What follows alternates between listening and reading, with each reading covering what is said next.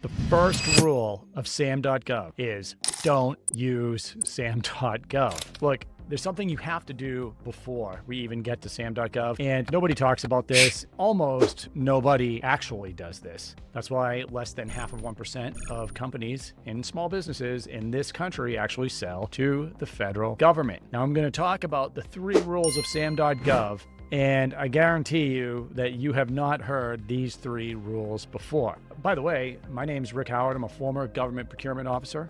I managed over $82 billion in defense contracts. So I was an active duty Air Force officer. Then in 2019, I retired. I started GovClose. I started my consulting business where I helped hundreds of companies win contracts for the government. I also sold software and consulting services to the government for one of these companies. And now GovClose is the premier training platform for companies, sales executives, and consultants. We have over 225 members, and they're working in all industries selling to the U.S. federal government. First rule of Sam.gov, don't use Sam.gov.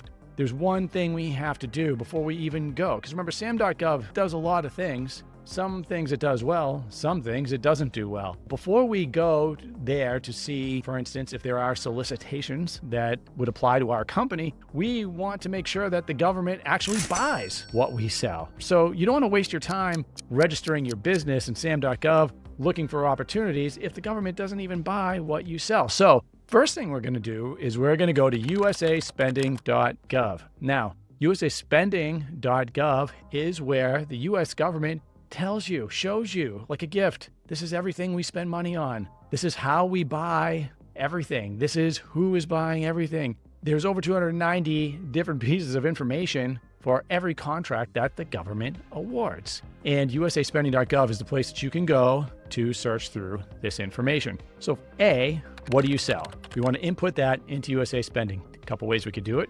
We can put it in a keyword search. We can find our NAICS code. We can find our product service code. We want to verify that the U.S. government actually, in fact, buys what we sell. But what if you don't sell anything? Here is some very important advice. I'm saying this to save you a lot of time and a lot of heartache from wasting a lot of money. If you do not sell anything and you think you are going to start by selling to the U.S. government, if you heard from anybody that this is an easy path or this is a blue ocean, I am telling you that you are wrong. Selling to the U.S. government is the hardest to sell to. You might have heard of B2C sales. That's business to consumer. That's me selling to you. But B2B, if you own a business, then you have business to business sales, right? So I could be selling to a business. I'll give you an example. Business to consumer, I might be selling the GovClose government contract training program where we train consultants, where we train companies, sales executives. You may be a person that wants to sell to the government.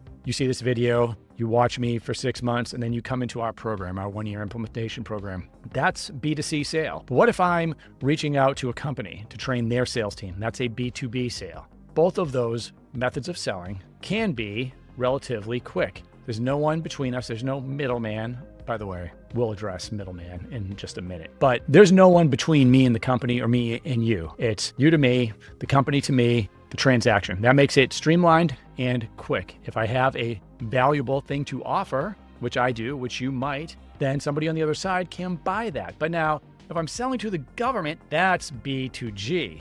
And that takes a long time. It's the longest sales cycle. The hardest to sell to the government. The average time it takes to sell to the government is 12 to 18 months. If you have a company and you are already selling something, accounting services, plumbing services, landscaping services, software, whatever it is, you can prove it, you have a track record, you have an amazing product or solution, yes, now is the time.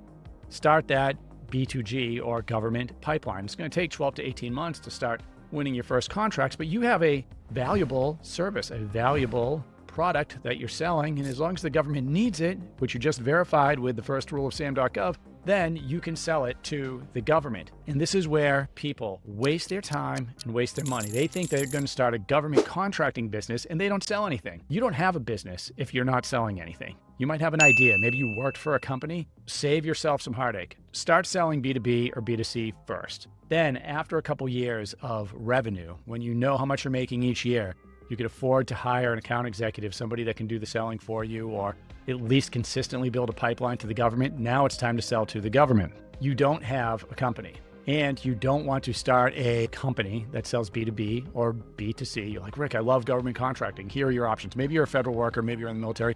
You can start a consulting business, which is what I do. You can learn government contracting, and then you can sell your services to other companies to help them sell to the government much faster and can be very lucrative, especially as a solo consultant. If you think you are going to broker deals, on the other hand, and be a middleman, I want you to click unsubscribe from this channel. Middleman doesn't exist in government contracting. I can't say this loud enough. I'm screaming it from the hills. If you want to be a proposal writing factory, which is what middlemen are, they think that they're going to broker deals between the government who buys and the company that actually does the work. You are wrong. You will have to write so many proposals to actually win something, only to discover that there are laws involved with how the government buys. First of all, you will be a prime contractor if you win. You will be expected and demanded to account for everything that the government is buying. There's a problem, they're talking to you. Many people that actually, unfortunately, win a contract this way end up making no profit, but on the hook with the government and some subcontractor, which they may or may not know very well, to deliver a product or solution. This is not a good way to run a business. The most popular people that are spitting this nonsense about middlemen have called me and asked me how to really win contracts, because they'll say, Rick, I have to write 50 proposals to win a contract. Well, if I was to write a proposal, one proposal, you would have to pay me $10,000 to $20,000 to do it. And I have charged that. I've charged more than that. A lot of people make a business just out of writing proposals. That's a lot of work. So to think that you're going to write 50 proposals to win a contract that you might not even make profit on because you don't have a product or service to sell. You have to hawk somebody else's product or service. And by the way, look, I was a guy putting people on contract. I was a program manager. I had a contracting officer. Contracting officer is legally warranted to commit funds on behalf of the government. As a program manager, I would find the government money, the need, and I would be talking to companies, and this plays into the next rules of Sam.gov. There's a whole phase of government contracting that happens before the solicitation ever comes out. It's called the market research phase. I knew what companies were really competing for the contract before the solicitation ever came out because they were talking to me during the market research phase. And that's what you need to do. That's just a little preview of what's to come. So rule number 2 of Sam.gov is we're still not in Sam.gov yet, because before we even get there, we want to look up who buys what we sell and how they're buying what we sell. And guess where we can find this? usaspending.gov. I alluded to the point earlier that it is very important what you do before a solicitation comes out. A solicitation is a request for proposal or a request for quote. We want to know who buys what we sell. What are the agencies? What are the sub-agencies? What are the offices? Who are the people in these offices that actually buy what we sell? And how are they buying it? Are they using GSA? Are they using a contracting mechanism that we have to apply for that could take us months or years to get, that could block us from actually selling to the government? We want to understand all this before we even get to Sam.gov. We could find out actually what the opportunity is or not is and be like, oh, well, the government doesn't buy what we sell, so we don't need to go to Sam.gov. Or the government does, but there's a lot of work we have to do before we can even really be competitive here. The third rule of Sam.gov. We are going to go to Sam.gov and look for that solicitation, right? That request for proposal, that request for quote, that thing we are going to write the proposal on and win the contract. No. The third rule of Sam.gov is we always start with a sources sought. Sometimes this is also referred to as a request for information. During the market research phase, the government can talk to you. You can ask them questions. Often, the government will put out something called a sources sought or a request for information. And this means that a government agency that has the ability to put you on contract has money or thinks they're going to have money and a requirement to buy the thing that you're trying to sell. They're asking questions and you can answer their questions. This is where you can recommend that the government sets aside an opportunity for, say, a veteran-owned business or an 8A or a woman-owned small business. You can recommend different specs in whatever it is that you sell. If you have services, maybe you're recommending the certifications that your guys have.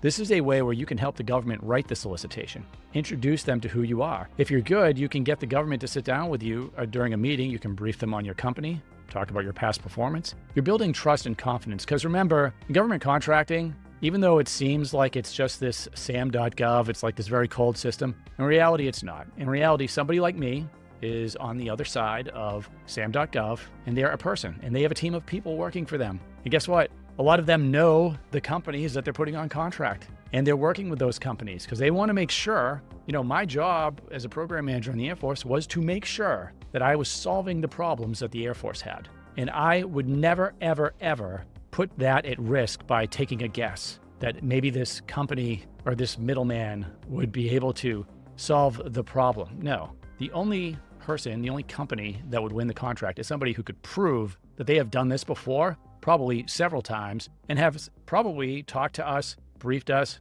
especially for technology, shown us that the technology works, shown us that they understand the security requirements. All those things are going to be built into this. And so if you have a company and you have the right qualifications and the right past performance, you can express this to the government and really help them sculpt how they put something on contract, what the requirements are going to be. And then this is a much better way for you to approach government contracting because remember, all the information that's going to go into the contract, it could not possibly be all in an RFP or an RFI or even a source of sought. You're going to have to talk to the government about this. And this is how you're going to write a better proposal. You're going to learn, first of all, hey, are you wasting your time? Maybe there's some requirement here that you just don't have. I would rather learn this now in the source of sought phase, which is way less work, than writing a proposal. Writing a proposal is almost preposterous. I mean, it's such a waste of time on your part. It takes so long to do it. Unless you've done business with that office before, you really understand what's going on. I mean, it just, to me, it seems ridiculous. And granted, this is why I'm doing this video. So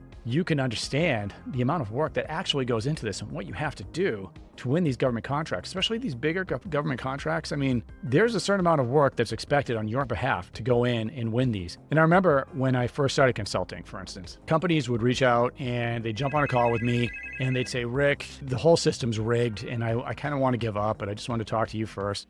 Like, well, why do you think the system's rigged? And they said, well, I'm going to Sam.gov and I find a solicitation is perfect for our company. I write a proposal, we lose. Then I go to Sam.gov again. I'll write the proposal again. We did a better job. This one, great opportunity, we lose. I do it again and again. But now I'm seeing that the people that are winning, the companies that are winning, it's my competitor. And I can see some of my competitors are consistently winning. And it looks like some of these solicitations, some of these RFPs and RFQs were written for my competitors. So the whole thing's rigged. But then I explained to them what I just explained to you, that there's a whole phase of contracting that happens before that solicitation comes out. The solicitation's the end. You need to start, these companies started at the beginning. You think it's rigged, but you didn't do any of the work. That company spent 8 months ahead of that solicitation coming out, going and meeting with the government office. They might have flown out there for a meeting. They might have scheduled a meeting, responded to a source of sought, maybe a couple different sources sought, right? They might have had multiple phone calls. They might have helped the government with some of the security requirements or given them demonstrations if it was a software tool. They might have, if it was a construction company, maybe they were going for a site visit with other companies to actually see what the government needs. They put the work in. And so when that solicitation came out, the government knew who they were. They probably influenced some of what's in that solicitation in a legal way during the market research phase. Because remember, the government isn't the expert at what you do. Okay. I wasn't the expert at, say, cybersecurity, right? And I'm not. Right? I was flying for the first half of my career, but then I ended up in an acquisitions role in a leadership position. The market research phase exists so the government can learn what the realm of the possible is. So we can speak with industry experts. We can talk with our engineering teams. We can bring the companies in. We can prove out what they're doing. We can look at what the solutions are that are available. So before a solicitation ever goes out, we know who can do the work, what's possible, what actually can work. Because look, I was the expert at putting companies on contract, at least eventually, but the companies were the experts at the technology they were developing. So that's why this market research phase exists. Big construction project, of course the government has to talk with the construction companies and have those companies look at the actual sites where a building is going to go up and maybe what the government's requirements are. The government would be foolish to just award a contract to a company without knowing that the company could do it, without the company seeing what actually needed to be done. If you didn't know about this phase of contracting, just take this and let it simmer for a little bit. It is a long process selling to the government, but it can be very rewarding once you have it in place, a consistent pipeline over time where you're winning larger and larger government contracts that are stable, that are providing an extra source of revenue for your company.